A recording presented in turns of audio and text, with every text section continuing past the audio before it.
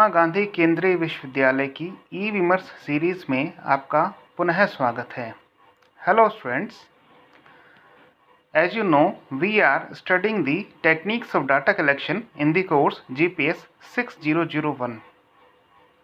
Previously, we have studied the three techniques of data collection as interview, schedule and observation. Today, we will study the questionnaire technique of data collection.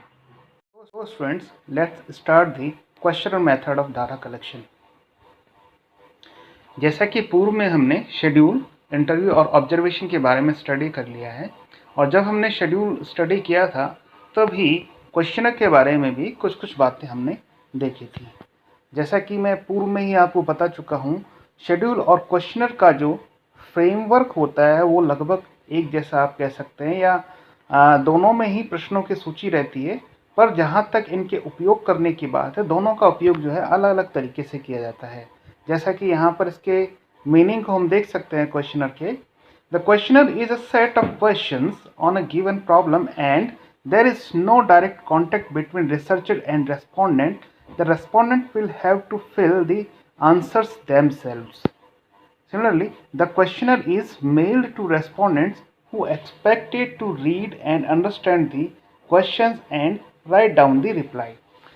कहने का मतलब ये है कि जब हम questionnaire method को यूज़ करते हैं तो क्वेश्चनर मेथड में जो इंटरव्यूअर होता है या जो रिसर्चर होता है उसका रेस्पोंडेंट से किसी तरह का direct contact, face to face contact नहीं होता है, जबकि जो अनुसूची या शेड्यूल होती है उसमें जो रिसर्चर होता है उसका या रिसर्चर के जो एजेंट या इन्वेस्टिगेटर होते हैं, एनामिनेटर होते हैं, उनका रेस्पोंडेंट से डायरेक्ट कांटेक्ट होता है. It means questionnaire and schedule दोनों में लिस्ट ऑफ क्वेश्चंस होते हैं, प्रश्नों की सूची होती है, जहाँ पर शोध प्रश्न रिसर्च क्वेश्चंस होते हैं, रिसर्च प्रॉब्लम से रिलेटेड क्वेश्चंस होते हैं, और ये जो क्वेश्चंस होते हैं इनको रेस्पोंडेंट के सामने रखा जाता है, लेकिन रखने का तरीका या आप कह सकते हैं कि उनको जो यूज़ करने का तरीका होता है, दोनों में डिफरेंस होता है. शेड्यूल में फेस टू फेस कॉन्टैक्ट होना चाहिए, जबकि क्वेश्चनर की जब हम बात करते हैं तो क्वेश्चनर जो होती है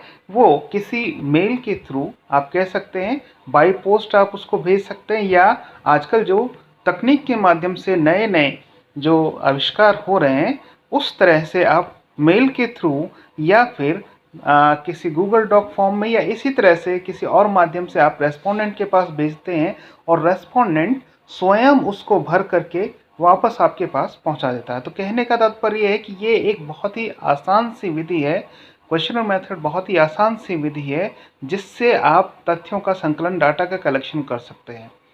इसमें डेटा कलेक्शन करने के लिए रेस्पोंडेंट का पढ़ा लिखा होना बहुत ज़रूरी होता है, क्योंकि यहाँ पर जो रेस्पोंडेंट्स आपको जो सूचनाएं भरकर भेजते हैं वो स्वयं अपने हाथों से भरकर भेजते हैं, इसलिए रेस्पोंडेंट्स का एक तरह से एजुकेटेड होना ज़रूरी होता है. तो ये एक आप कह सकते हैं कि इसके साथ ये लिमिटेशन है कि आप ऐसे ही रेस्पोंडेंट्स को चूज़ करेंगे जो पढ़े लिखे हों और जो समझते हों कि किस तरह से जो है आपको रेस्पॉन्ड करना है. क्वेश्चनर का उपयोग एक बड़े क्षेत्र में फैले हुए जो रेस्पोंडेंट्स होते हैं उनके लिए करना बहुत ही आसान होता है, क्योंकि एक बड़े क्षेत्र में आप प्रश्नावलियों को, क्वेश्चनर्स को भेज देते हैं और वहाँ से रेस्पोंडेंट्स स्वयं आपको अपनी सूचनाएं भरकर वापस आपके पास क्वेश्चनर भेज देते हैं. तो इस तरह से बहुत ही आसानी के साथ आप जो है एक बड़े क्षेत्र में फैले हुए सूचनादाताओं से, रेस्पोंडेंट से अपने रिसर्च प्रॉब्लम से रिलेटेड जो भी डेटा होते हैं उन डेटा का कलेक्शन कर सकते हैं. तो इस तरह से क्वेश्चनर मेथड को यूज़ करते हुए भी आप अपने प्राइमरी डेटा को कलेक्ट कर सकते हैं. जैसा मैंने पूर्व में बताया कि ये जो है जो इसका स्ट्रक्चर होता है कुछ शेड्यूल से मिलता हुआ रहता है, तो वैसे ही यहाँ पर हमने यहाँ पर एक एग्जाम्पल जो शेड्यूल में लिया था उसी तरह का एक एग्जाम्पल यहाँ पर हम देख सकते हैं. यहाँ पर आप देख रहे हैं कि जो क्वेश्चंस जो है जिस तरह से लिखे होते हैं इसमें इंफॉर्मेशंस होती हैं, उन इंफॉर्मेशंस को आप एक तरह से प्रिंटेड फॉर्म में जो है बनवा लेते हैं, प्रिंट करवा लेते हैं ये, और इस तरह से प्रिंट करके ये जो क्वेश्चंस होते हैं इन क्वेश्चंस को या सेट ऑफ क्वेश्चंस को आप रेस्पोंडेंट्स के पास भेज देते हैं और रेस्पोंडेंट्स जो है इनको भर करके वापस आपके पास पुनः प्रेषित कर देते हैं. तो इस तरह से बहुत ही आसानी से क्वेश्चनर माध्यम से आपकी सूचनाओं का संकलन हो जाता है. अब आगे चलते हैं. यहाँ पर हम कुछ डेफिनेशंस देख सकते हैं जो इसके मीनिंग को और ज़्यादा क्लियर करेगी। इसमें एक डेफिनेशन बोगार्ट्स की है। According to Bogardus, a questionnaire is a list of questions to a number of persons for them to answer. Similarly, Godin had defined it. In general, the word questioner refers to a device for securing answers to questions by using a form which the respondent fills in himself. And one more definition is given by Wilson Gee. It does constitute a convenient method of obtaining a limited amount of information from a large number of persons or from a small selected group which is widely scattered। तीनों ही जो definition है उसमें questionnaire को जो है define करने का प्रयास किया गया है, जिसमें ये बात बिल्कुल स्पष्ट है कि जो प्रश्नावली है वह एक वाइडली स्कैटर्ड पॉपुलेशन के लिए यूज की जा सकती है, जिसमें आप प्रिंटेड क्वेश्चंस जो वाइडली स्कैटर्ड पॉपुलेशन को या रेस्पोंडेंट्स को आप भेज देते हैं और वो रेस्पोंडेंट्स आपके पास वापस अपने सूचनाओं का जो भी सूचनाएं उनसे मांगी गई है वो सूचनाएं वापस पुनः आपको भेज देते हैं। तो इस तरह से क्वेश्चनर मेथड के थ्रू आप इजीली जो है तथ्यों का संकलन कर सकते हैं। तो इस तरह से क्वेश्चनर को डिफाइन किया जा सकता है। Now let's move. अब हम टाइप्स ऑफ क्वेश्चनर्स की बात करते हैं। क्वेश्चनर्स की टाइप की जब हम बात करते हैं तो इसका फर्स्ट टाइप है दैट इज स्ट्रक्चर्ड क्वेश्चनर, संरचित प्रश्नावली। स्ट्रक्चर्ड क्वेश्चनर्स जो होते हैं बेसिकली उसमें सारे जो क्वेश्चंस होते हैं वो क्वेश्चंस आप कह सकते हैं कि लिखे हुए रहते हैं और पूरी तरह से स्ट्रक्चर्ड सारे क्वेश्चन उसमें होते हैं। और इस प्रकार के जो आप कह सकते हैं कि शोध में प्रश्नावली को पहले से ही तैयार कर लिया जाता है और उसमें विभिन्न विचारों, मतों इत्यादि या आप कह सकते हैं कि जो भी आवश्यक सूचनाएं आपको चाहिए उन सूचनाओं से संबंधित सारे प्रश्नों को क्रमबद्ध रूप से जो है लिख लिया जाता है। तो इस तरह से स्ट्रक्चर्ड क्वेश्चन होता है। जैसे हमने शेड्यूल में भी स्ट्रक्चर्ड शेड्यूल की बात पढ़ी थी, वैसे ही यहाँ पर स्ट्रक्चर्ड क्वेश्चनर है। पर यहाँ पर ध्यान रखने की बात यह है कि जो क्वेश्चनर होता है वो बेसिकली स्ट्रक्चर्ड ही होता है, वहाँ पर अनस्ट्रक्चर्ड की संभावना नहीं होती है। ऑल्दो अनस्ट्रक्चर्ड क्वेश्चनर का एक टाइप बताया गया है, पी.वी. यंग ने इस तरह का प्रकार बताया है कि असंरचित प्रश्नावली भी हो सकती है, बट प्रश्नावली जनरली जो क्वेश्चनर होता है वो स्ट्रक्चर्ड ही होता है, क्योंकि यहाँ पर इंटरव्यूअर जब रेस्पोंडेंट के समक्ष नहीं होता है तो उस कंडीशन में इस तरह के अनस्ट्रक्चर्ड क्वेश्चनर का कोई सवाल ही वहाँ पर नहीं उठता है, क्योंकि वहाँ पर आपको पूछने वाला या इंटरव्यूअर या इनोमिनेटर नहीं होता जो रेस्पोंडेंट को अपने सवालों को, अपने प्रश्नों को समझा सके। इसलिए क्वेश्चनर का स्ट्रक्चर्ड होना बहुत जरूरी है। तो क्वेश्चनर सामान्यतया जनरली जो है स्ट्रक्चर्ड होते हैं, संरचित ही होते हैं, अनस्ट्रक्चर्ड जनरली नहीं होते हैं। बेसिकली अनस्ट्रक्चर्ड क्वेश्चनर या अनस्ट्रक्चर्ड शेड्यूल जो होती है that is a interview guide, जिसमें एक रिसर्चर या इंटरव्यूअर जो है सामने होता है और वो एक तरह से प्रश्न पूछता जाता है और जब कहीं जो इंटरव्यू गाइड जो होती है उसमें से कुछ पॉइंट्स के आधार पर वो प्रश्न पूछता है। तो इस तरह से although Young divided it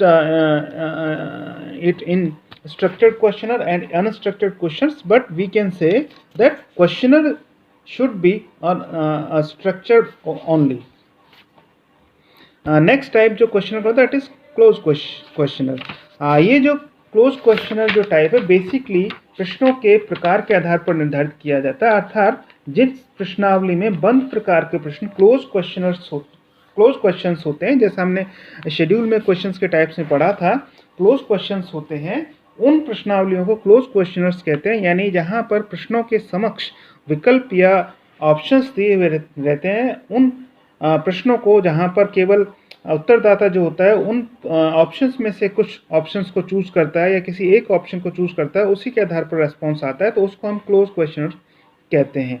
दूसरी तरफ जो क्वेश्चनर होती है वो ओपन क्वेश्चनर्स होते हैं, जहां पर आपको जिस तरह से हमने शेड्यूल में ओपन क्वेश्चंस के बारे में पढ़ा था वैसे ये ओपन क्वेश्चनर है। जिन क्वेश्चनर में क्वेश्चंस ओपन होते हैं उन क्वेश्चनर्स को ओपन क्वेश्चनर्स कहा जाता है, जहां पर केवल सवाल लिख दिया जाता है या प्रश्न जो है लिख दिया जाता है और जो रेस्पोंडेंट होता है उसको अपनी सूचनाएं जो है एक तरह से पूरी स्वतंत्रता के साथ जो है उसको सूचनाएं भरने के लिए छोड़ दिया जाता है। इसमें वह अपनी वास्तविक और आंतरिक भावनाओं को अप्रतिबंधित रूप में लिखता चला जाता है। इस तरह से प्रश्नावलियां जो है खुली या असीमित हो सकती हैं। यहाँ पर रेस्पोंडेंट्स को अपनी पूरी भावनाओं को, पूरी फीलिंग्स को जो है व्यक्त करने का मौका मिलता है। तो इस तरह की प्रश्नावली भी हो सकती है जहाँ पर कि रेस्पोंडेंट जो होता है वो स्वयं जो है सारी सूचनाएं अपनी फीलिंग्स के साथ भरकर आपको भेज। Next type of questionnaire is pictorial questionnaires. Pictorial questionnaires वे क्वेश्चनर्स होते हैं जहाँ पर आप प्रश्नों के साथ जो ऑप्शंस देते हैं उसमें कुछ पिक्चर्स बना दी जाती हैं और उन पिक्चर्स को टिक करके रेस्पॉन्ड द्वारा सूचनाएं आपके पास भेजी जा सकती हैं। तो इस तरह से कुछ जो है चित्रमयी प्रश्नावलियां भी कई बार भेजी जा सकती हैं। कई बार मनोवैज्ञानिक परीक्षण के लिए, साइकोलॉजिकल टेस्ट के लिए इस तरह के जो क्वेश्चनर्स हैं उन क्वेश्चनर्स को यूज़ किया जाता है। तो पिक्टोरियल क्वेश्चनर्स भी हो सकते हैं। और लास्ट है that is mixed questioners. Mixed questioners basically जिसमें क्लोज क्वेश्चंस होते हैं, ओपन क्वेश्चंस होते हैं या पिक्टोरियल क्वेश्चंस होते हैं। तो इनके मिश्रण से, इनके मिक्सचर से जो क्वेश्चनर बनती है उसको मिक्स्ड क्वेश्चनर कहा जा सकता है। तो इस तरह से ये क्वेश्चनर्स के टाइप हो सकते हैं। आगे चलते हैं। अब जो क्वेश्चनर है उसका स्ट्रक्चर क्या होना चाहिए। स्ट्रक्चर इसका लगभग वैसा ही है जैसा कि शेड्यूल का है, पर कुछ एक दो छोटे छोटे अंतर इसमें आपको देखने को मिलेंगे। सबसे पहली बात तो जैसे हमने वहाँ पर देखा था कि आपको अश्योरेंस रेस्पोंडेंट्स को देना पड़ेगा क्या इस बात के लिए कि उनसे जो डेटा आप कलेक्ट करेंगे उस डेटा का उनका व्यक्तिगत नाम से कहीं पर आप प्रयोग नहीं करेंगे। तो यहाँ पर भी यही होगा, आपको कुछ डायरेक्शंस रेस्पोंडेंट्स को देने पड़ेंगे। इसमें सबसे पहले तो उनको अश्योरेंस देना ही पड़ेगा कि उनके जो डाटा आप यूज़ करेंगे वो सबके साथ सम्मिलित करके एनालिटिकल रूप में करेंगे, उनके व्यक्तिगत नाम से कहीं पर भी उनको उजागर नहीं करेंगे। तो ये एश्योरेंस आपको यहाँ पर भी रेस्पोंडेंट्स को देना पड़ेगा। साथ ही साथ चूंकि यहाँ पर प्रश्नावली को भरने के लिए आप स्वयं या आपका कोई इन्वेस्टिगेटर मौजूद नहीं है, रेस्पोंडेंट को स्वयं ही प्रश्नावली को भरकर आपके पास भेजना है, इसलिए उनके लिए कुछ निर्देश होने जरूरी हैं जिससे वो प्रश्नावली को अच्छे से भर सके। तो प्रारंभ में आपको क्या करना पड़ेगा, वहाँ पर सूचनादाताओं के लिए अश्योरेंस और जो डायरेक्शंस हैं, directions for the filling the questionnaire आपको लिखने पड़ेंगे। ये डायरेक्शंस जब आप लिख देंगे उसके बाद जो जैसे शेड्यूल में 2 पार्ट थे वैसे ही इसके हैं, इंट्रोडक्टरी इन्फॉर्मेशंस आएंगी और उसके बाद जो है मेन क्वेश्चंस एंड टेबल्स आएंगे जिनको कि रेस्पोंडेंट द्वारा भरा जाएगा। जैसे यहाँ पर जिस तरह से शेड्यूल में था वैसे ही सबसे पहले तो इंट्रोडक्टरी इन्फॉर्मेशंस आपकी होंगी जिसमें आपके जो रेस्पोंडेंट्स हैं वो रेस्पोंडेंट्स आपको जो है उनके नेम, आप उनका नेम आप पूछ सकते हैं रेस्पोंडेंट का, या उसकी जो एज है या उनकी जो भी इंट्रोडक्टरी इन्फॉर्मेशंस हैं, जैसे एजुकेशन का लेवल आप उनसे पूछ सकते हैं, इसी तरह से एज पूछ सकते हैं, जेंडर पूछ सकते हैं। तो इस तरह से जो भी नेसेसरी है आपकी रिसर्च प्रॉब्लम के लिए वो चीज़ें उनसे आप पूछ सकते हैं। उसके बाद जो नेक्स्ट सेक्शन है उसमें आपके मेन क्वेश्चंस एंड टेबल्स, इसमें आपके मल्टी ऑप्शन क्वेश्चंस भी हो सकते हैं, क्लोज क्वेश्चंस भी हो सकते हैं, ओपन एंडेड क्वेश्चंस भी हो सकते हैं, या आप जो है इसमें डाइकोटोमस क्वेश्चंस भी पूछ सकते हैं। जैसा कि हमने प्रश्नों के 3 प्रकार पिछले लेक्चर में शेड्यूल में देखे थे। क्लोज एंडेड क्वेश्चंस हो सकते हैं, ओपन एंडेड क्वेश्चंस हो सकते हैं, या आप जो है उसमें डाइकोटोमस क्वेश्चंस पूछ सकते हैं, या जैसे हमने क्वेश्चनर का एक टाइप पिक्टोरियल क्वेश्चनर भी अभी बात की थी, तो पिक्टोरियल क्वेश्चनर्स के आधार पर आप कुछ पिक्चर्स बना के भी उनको दे सकते हैं। तो ये डिपेंड करता है कि आपका रिसर्च प्रॉब्लम किस टाइप का है, उसी के अकॉर्डिंग आप उनसे क्वेश्चंस पूछ सकते हैं। तो इस तरह से ये क्वेश्चनर का एक स्ट्रक्चर हो सकता है जिसमें कि आपको रेस्पोंडेंट जो है आपको रेस्पॉन्स देंगे। तो यहाँ पर ये बहुत ज़रूरी है कि उनको डायरेक्शंस दिए जाएं कि किस तरह से उनको क्वेश्चनर भर के आपको भेजना है। अब आगे चलते हैं। अब यहाँ पर जब आप क्वेश्चनर बनाते हैं तो कुछ चीज़ों के बारे में आपको जानकारी होनी चाहिए या कुछ चीज़ों की सावधानी आपको रखनी चाहिए। जैसे शेड्यूल बनाते समय आपको कुछ चीज़ों की सावधानियाँ रखनी आवश्यक थी, वैसे ही क्वेश्चनर बनाते समय भी आपको कुछ चीज़ों की सावधानियाँ रखनी जरूरी है या कुछ चीज़ों का समावेश करना अपने क्वेश्चनर में बहुत ज़रूरी है। तो इसमें क्या क्या एसेंशियल्स हैं फॉर अ गुड क्वेश्चनर, तो वो हम यहाँ पर बात करते हैं कि क्या क्या एसेंशियल चीज़ें आपके क्वेश्चनर में होनी चाहिए। सबसे पहली बात तो the respondent should be educated. जो सैंपल्स चूज़ आपने किया है, जो रेस्पोंडेंट्स आपने चूज़ किए हैं, वो रेस्पोंडेंट्स एजुकेटेड होने चाहिए। यदि एजुकेटेड नहीं होंगे रेस्पोंडेंट्स तो आपकी जो सूचनाएं हैं वो सूचनाएं भरकर आपके पास नहीं हो पाएंगे। इसको आप इसके लिमिटेशन भी कह सकते हैं या इसके कैरेक्टरिस्टिक भी कह सकते हैं कि आपके रेस्पोंडेंट जो है एजुकेटेड होंगे, तभी आप इस मेथड को यूज़ कर सकते हैं, otherwise you can not use this method for the data collection. तो जब आप डेटा कलेक्शन के लिए क्वेश्चनर मेथड यूज़ करने वाले हैं तो you have to ensure that your respondents जो है they must be educated.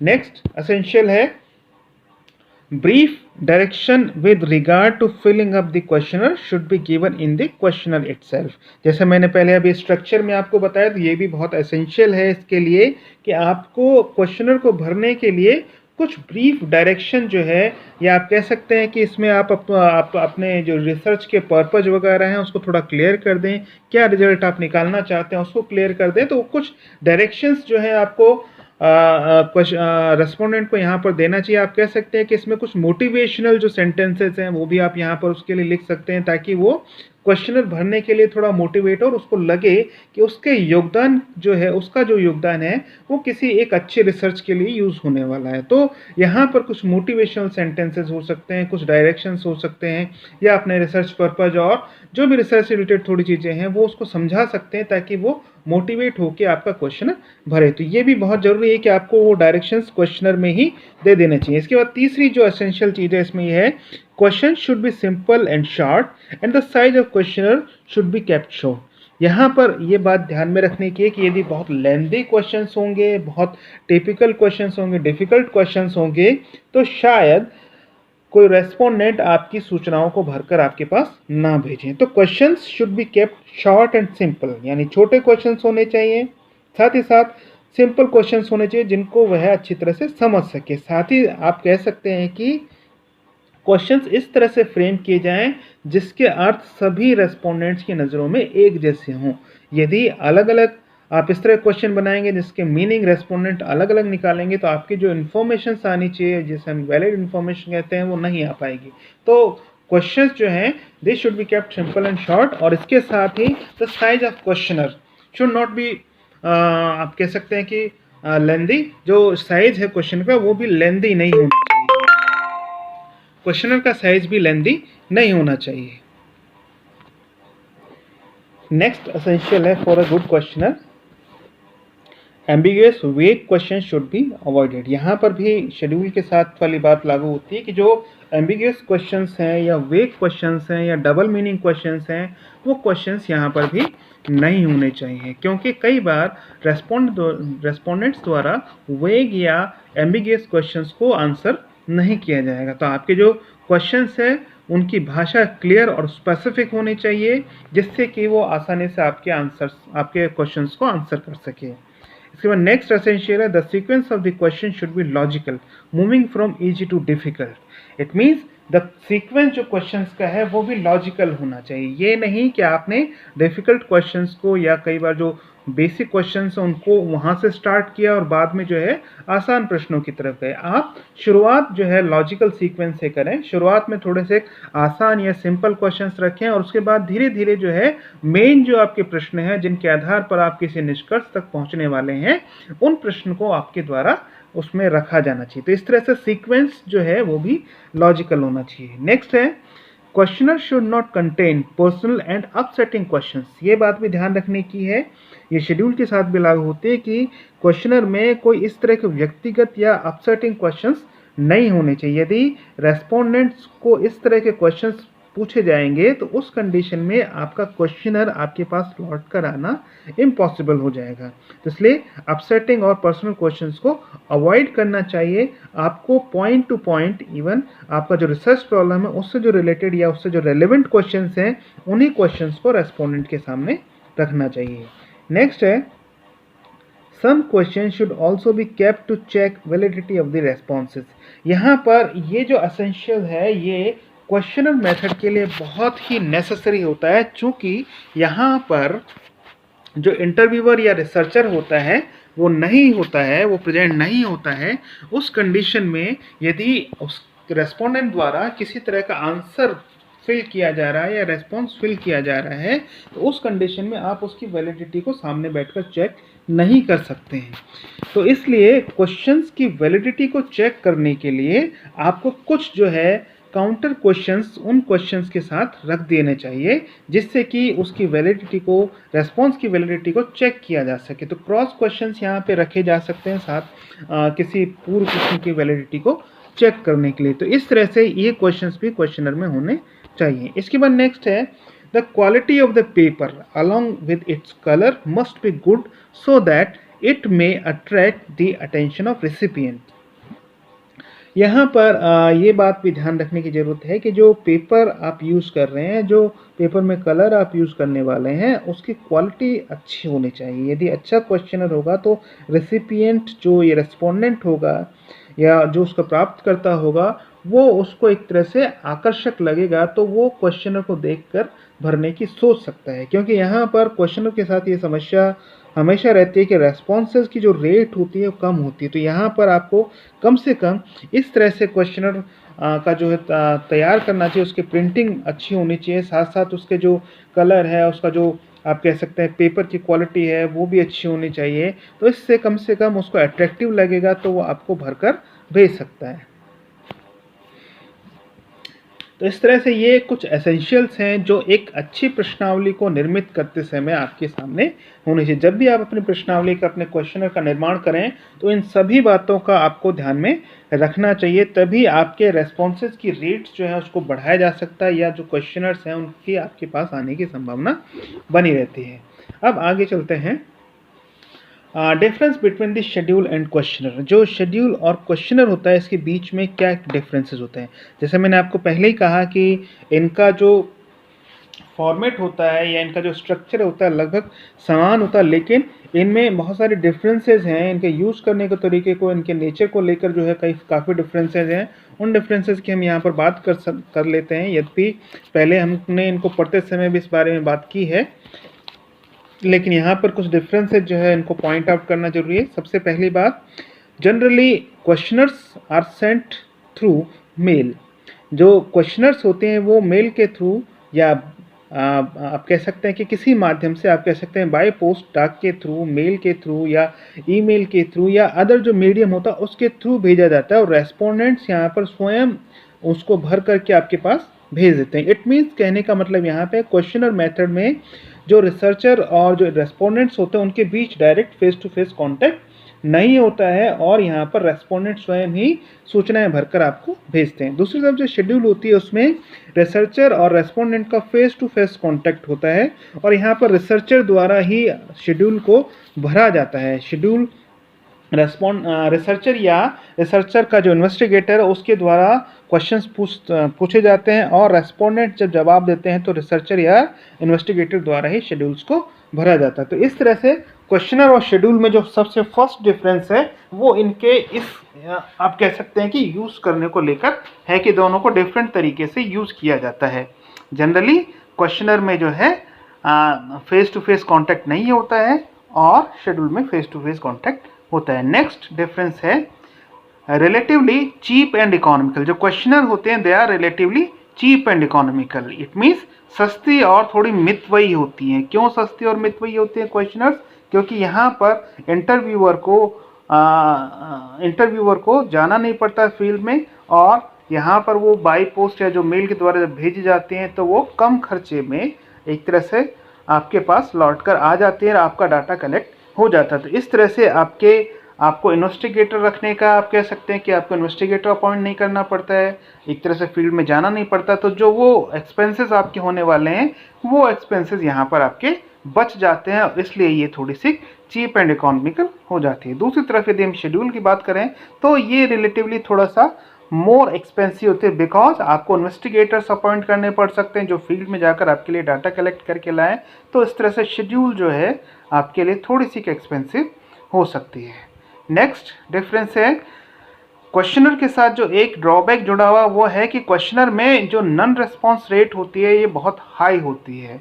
Generally questioners mail कर दिए जाते हैं, लेकिन उनका जो लौटने का या रिसर्चर जो होता है वो लौटने का इंतजार करता रहता है, और कई बार वो उसके पास लौट कर नहीं आती है। तो जनरली क्वेश्चनर के साथ ये एक्सपीरियंस जुड़ा हुआ है कि इनकी जो रिस्पॉन्स रेट होती है बहुत लो होती है। दूसरी तरफ जो शेड्यूल होती है उसमें नन रेस्पॉन्स रेट जो है बहुत ही लो होती है, यानी क्वेश्चनर का शेड्यूल का जो रेस्पॉन्स रेट होता है बहुत हाई होता है। और वहाँ पर आपको देखने को मिलेगा, क्योंकि इंटरव्यूअर रिसर्चर वहाँ फील्ड में होता है, तो जितने भी रेस्पोंडेंट्स होते हैं उन सब से वो सूचनाएं भरकर ले आते हैं, और इस तरह से आपकी सभी शेड्यूल्स जो हैं, सभी अनुसूचियाँ भरी जा सकती हैं, और सारे जो रेस्पोंडेंट्स होते हैं वो आपको रेस्पॉन्सेस देते हैं। या जबकि क्वेश्चनर में ऐसा नहीं होता है, क्योंकि वहाँ पर मोटिवेशनल फैक्टर नहीं होता। यहाँ पर जो रिसर्चर या इन्वेस्टिगेटर होता है वो रेस्पोंडेंट को मोटिवेट करके ज़्यादा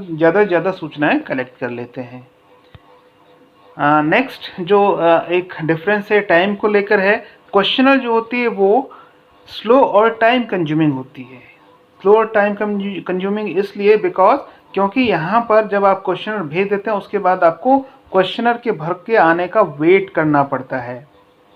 कई बार क्वेश्चनर को जो रेस्पोंडेंट्स होते हैं वो भरकर भेजने में बहुत टाइम ले लेते हैं, बहुत समय उनको लग जाता है, इसलिए वो धीमी, आप कह सकते हैं स्लो और टाइम कंज्यूमिंग होती है। जबकि दूसरी तरफ यहाँ पर इस तरह की शेड्यूल में कोई संभावना नहीं, तो इंटरव्यूअर या रिसर्चर स्वयं फील्ड में जाता है और जब वेल इन टाइम जो है सारी सूचनाएं कलेक्ट करके ले आता है। तो शेड्यूल के आधार पर जो रिसर्चेस किए जाते हैं उनमें टाइम कम लगने की संभावनाएं रहती है, कम टाइम कंज्यूम होता है, और फास्ट जो है सूचनाएं, जब आप कह सकते हैं well in time you can collect the responses, valid responses, but in questionnaire there is no possibility of collect this information in time. वहाँ पर आपको बहुत सारा टाइम लग सकता है। तो ये भी डिफरेंस दोनों में है।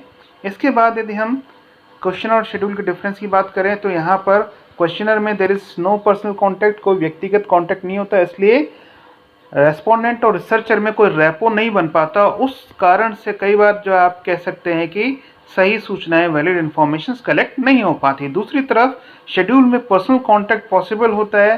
तो पर्सनल कॉन्टैक्ट पॉसिबल होने का सबसे बड़ा फ़ायदा ये होता है कि रिसर्चर और इंटरव्यूअर तथा जो रेस्पोंडेंट होता है इनके बीच में एक रैपो बन जाता है और स्मूथली जो है इंफॉर्मेशन कलेक्ट की जा सकती है। तो यहाँ पर ये भी फ़ायदा शेड्यूल के साथ रहता है। तो इस तरह से ये डिफरेंस भी दोनों के बीच होता है। नेक्स्ट डिफरेंस दोनों में है, क्वेश्चनर के साथ एक ड्रॉबैक ये जुड़ा हुआ है कि respondent must be educated. Questionnaire जो है एजुकेटेड रेस्पोंडेंट्स को, या आपको ऐसा सैंपल चूज करना पड़ेगा जो एजुकेटेड हो, उन्हीं को आप क्वेश्चनर भेज सकते हैं और वही भरकर आपको वापस भेज सकते हैं। जबकि शेड्यूल जो होती है इसमें इस तरह की संभावना नहीं रहती। आप any type of respondent you can choose and you can go for the data collection. किसी भी तरह का, चाहे वो पढ़ा लिखा हो या ना हो, अनपढ़ हो, बच्चे हों, किसी भी तरह के हों, क्योंकि वहाँ पर इंटरप्रेट करने के लिए एक एन्यूमरेटर या इंटरव्यूअर होता है क्वेश्चंस को पूछने के लिए।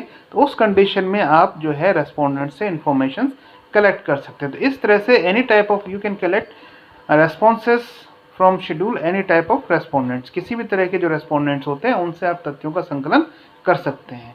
नेक्स्ट जो डिफरेंस इन दोनों के बीच है ये है, क्वेश्चनर का एक फ़ायदा ये है कि क्वेश्चनर जो होती है उसका कवरेज जो होता है वो बहुत वाइड होता है, बहुत बड़े क्षेत्र से आप सूचनाओं का संकलन कर सकते हैं। इफ़ योर रेस्पोंडेंट्स और your sample is widely scattered then you can use the questionnaire method. तो इस बड़े सैंपल के लिए, भैया बड़े क्षेत्र में फैले हुए सैंपल के लिए आपके लिए जो सबसे उपयुक्त साधन है डेटा कलेक्ट करने का वो है क्वेश्चनर। तो ये एक इसका क्वेश्चनर का बेनिफिट हो सकता है। दूसरा जो शेड्यूल होती है वो एक लिमिटेड एरिया के लिए, या उसका एक जो कवरेज होता है वो लिमिटेड कवरेज होता है, तो एक सीमित क्षेत्र में ही आप शेड्यूल को यूज़ कर सकते हैं। तो इस तरह से ये डिफरेंसेस होते हैं शेड्यूल और क्वेश्चनर में। शेड्यूल और क्वेश्चनर में एक और डिफरेंस की हम बात कर सकते हैं, और ये है क्वेश्चनर के साथ जुड़ा हुआ है कि कई बार जो सूचनाएं आती है वो इनकम्प्लीट होती है। जो इन्फॉर्मेशंस कई बार भरकर आते हैं, कई बार रेस्पोंडेंट जो होते हैं वो पूरी सूचनाएं भरकर नहीं भेजते हैं। कई बार उनके पास क्वेश्चनर जो है जितने क्वेश्चंस उसमें पूछे जाते हैं उन सभी क्वेश्चंस का वो आंसर नहीं करते, अपनी सुविधा से जो है आंसर्स कई बार वो देते हैं। दूसरी तरफ जो शेड्यूल होती है उसमें कंप्लीट इन्फॉर्मेशन आने की संभावनाएँ रहती है, चूँकि सारे वहाँ पर जो है इंटरव्यूअर या रिसर्चर वहाँ मौजूद रहता है, तो जितने भी क्वेश्चंस शेड्यूल में होते हैं उन सभी क्वेश्चंस के आंसर्स रेस्पोंडेंट से लेने का प्रयास किया जाता है। तो इस कंडीशन में जितने क्वेश्चंस आपने शेड्यूल में रखे हैं उन सभी क्वेश्चंस के आंसर आने की संभावना बनी रहती है, जबकि क्वेश्चनर में ऐसी संभावना नहीं रहती क्योंकि रेस्पोंडेंट अपनी मर्जी से सवालों के जवाब देते हैं।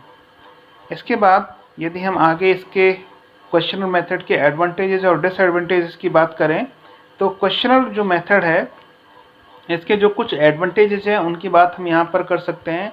क्वेश्चनर मेथड में जो फर्स्ट एडवांटेज है यह है इट इज़ इकोनॉमिकल। यह थोड़ा सा कम खर्चीला होता है, महत्वही होता है, क्योंकि इसमें आपको किसी तरह के इन्वेस्टिगेटर्स अपॉइंट करने की ज़रूरत नहीं पड़ती है, इंटरव्यूअर अपॉइंट करने की ज़रूरत नहीं पड़ती। तो ये थोड़ा सा कम खर्चीला आपके लिए रहेगा, आप आसानी से जो है इसको यूज़ कर पाएंगे। दूसरा जो क्वेश्चनर है इसमें वाइड कवरेज पॉसिबल होता है। यदि आपकी जो सैंपल है, आपके जो रेस्पोंडेंट्स हैं ये वाइडली स्कैटर्ड हैं तो उस कंडीशन में आपके लिए जो है क्वेश्चनर मेथड सबसे अप्रोप्रिएट मेथड रहता है। नेक्स्ट एडवांटेज है in short period of time valid and comparable information can be collected. एक बहुत ही सीमित समय में आप जो है वैध और तुलनात्मक सूचनाओं को प्राप्त कर सकते हैं। कहने का तात्पर्य है यदि आपके पास समय कम है और ज़्यादा सूचनाओं का संकलन करना है तो आप इस मेथड को यूज कर सकते हैं और इसके द्वारा डाटा का संकलन किया जा सकता है। वैलिड इन्फॉर्मेशन इसलिए कई बार कलेक्ट हो जाती है क्योंकि यहाँ पर रेस्पोंडेंट के आसपास जो है उसको प्रभावित करने के लिए, उसको इन्फ्लुएंस करने के लिए कोई इन्वेस्टिगेटर या इंटरव्यूअर नहीं होता है, तो वो स्वयं एकांत में बैठकर सारी सूचनाओं को आपके लिए भरता है। तो उस समय वो ये अपनी जो सूचनाएं, जो भी सत्य सूचनाएं हैं, उन सत्य सूचनाओं को भरकर आपके पास भेज सकता है। तो कई बार ट्रू इन्फॉर्मेशन या वैलिड इन्फॉर्मेशन आपके पास कलेक्ट होके आती है। नेक्स्ट बेनिफिट इसका है respondent have enough time to think and answer. ये लाभ भी इसके साथ जुड़ा हुआ है कि रेस्पोंडेंट्स जो होते हैं उनके पास, चूँकि क्वेश्चनर जो है वो स्वयं उनको भरना होता है, तो इसलिए उनके पास टाइम की कोई बाउंडेशन नहीं होती।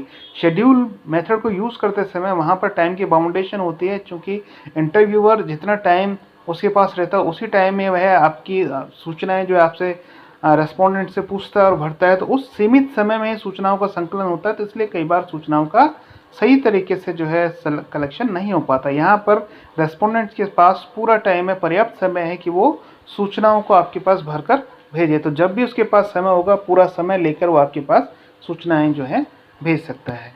नेक्स्ट है free from the bias of interviewer. ये लाभ भी इसके साथ जुड़ जाता है कि जो इंटरव्यूअर है वो किसी तरह से रेस्पोंडेंट को इन्फ्लुएंस नहीं कर पाता, तो उसकी जो बायसनेस है वो क्वेश्चनर में नहीं आ पाती और जो वैलिड इन्फॉर्मेशन है वो आपके पास कलेक्ट होके आती है। नेक्स्ट है पॉसिबिलिटी ऑफ रिपीटेशन। यदि कोई क्वेश्चनर सही तरीके से नहीं भरा हुआ आपको लग रहा है या इनकम्प्लीट इन्फॉर्मेशन आई है, तो यहाँ पर ये पॉसिबिलिटी है कि आप उसको रिपीट कर सकते हैं। वापस से क्वेश्चनर को भेज दीजिए, आप जो है उसके साथ कवर लेटर लगाकर उसका जो है मोटिवेट करते हुए रेस्पोंडेंट जो है क्वेश्चन वापस जो है सूचनाओं का संकलन कर सकते हैं। लेकिन शेड्यूल मेथड को दोबारा यूज़ करते समय आपको थोड़ी समस्याएं हो सकती है, तो इसलिए ये भी एक तरह से बेनिफिट इसका है कि इसमें रिपीटेशन की पॉसिबिलिटी रहती है।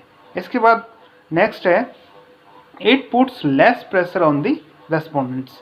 क्वेश्चनर मेथड के साथ ये बेनिफिट भी जुड़ा हुआ है कि इसमें रेस्पोंडेंट पर जो है कम प्रेशर होता है और उस कंडीशन में आपको सही सूचनाएं प्राप्त हो जाती हैं।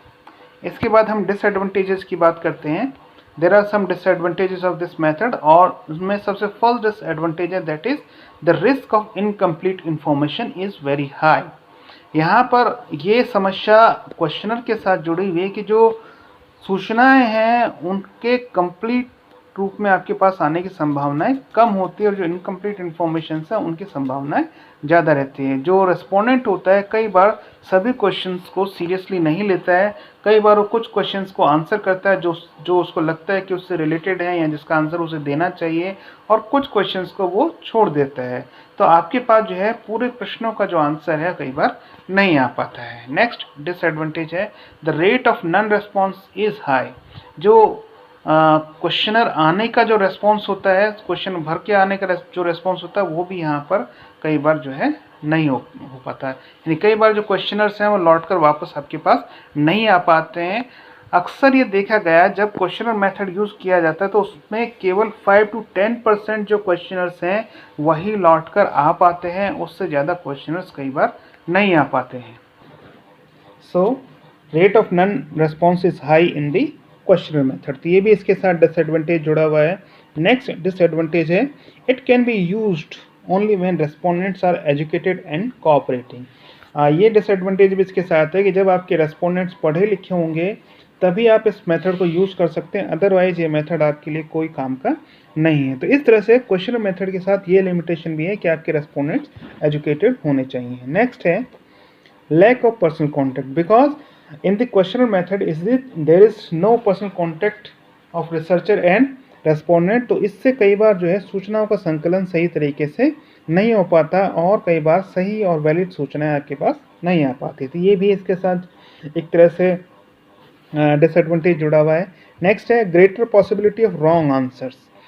यहाँ पर चूंकि रिसर्चर स्वयं रेस्पोंडेंट के सामने मौजूद नहीं रहता, तो इस कंडीशन में कई बार रेस्पोंडेंट्स के द्वारा गलत सूचनाएं भरकर आपको भेज दी जाती है जिसकी वैलिडिटी आप चेक नहीं कर सकते हैं। यदि रिसर्चर स्वयं जैसे शेड्यूल में होता है रेस्पोंडेंट के सामने मौजूद रहे तो कई बार वो सूचनाएं जो है गलत नहीं देता है, वहाँ पर उसकी वैलिडिटी को क्रॉस क्वेश्चंस के थ्रू या सप्लीमेंट्री क्वेश्चंस के थ्रू चेक किया जा सकता है। But in the questionnaire method there is no possibility of cross questions और सप्लीमेंट्री क्वेश्चंस। तो इस तरह से कई बार रॉन्ग आंसर्स या रॉन्ग इन्फॉर्मेशन भी आपके पास कलेक्ट हो जाती है। तो ये भी एक तरह से इसका डिसएडवांटेज है। नेक्स्ट है this method is likely to the slowest of all.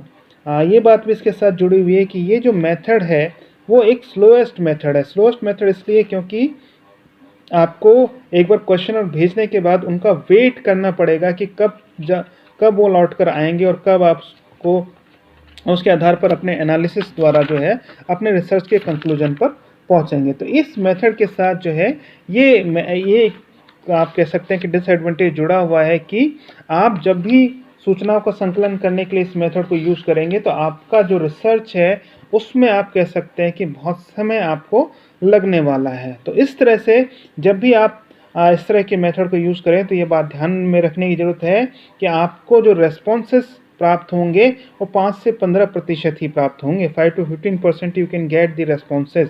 तो इस तरह से इस क्वेश्चन के साथ इस मेथड के साथ जो एक तरह से ये आप कह सकते हैं कि डिसएडवांटेज जो है जुड़ी हुई है।